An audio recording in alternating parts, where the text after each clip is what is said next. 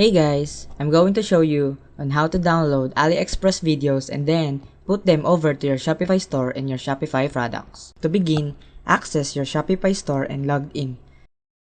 Simultaneously, open Aliexpress in a separate window. Proceed to select the product and corresponding video that you wish to add on your store.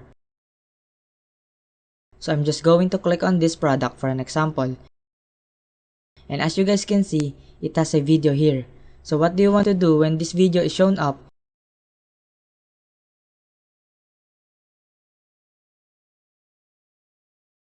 You want to right click on it and click on Inspect. After opening Inspect, you will notice a display of code on the right hand side of the screen.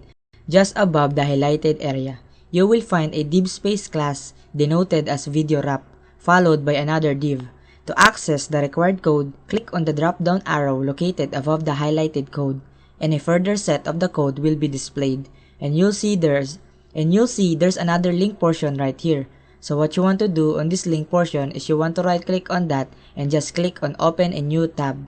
And then this will open up in a new tab here for you with the video that you would like.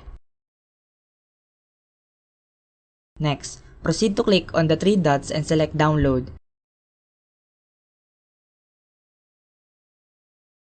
You may choose to edit or modify the video following this. Return to your Shopify store and navigate to the desired product. Click on Add Media to add the downloaded video to the product. Click on that.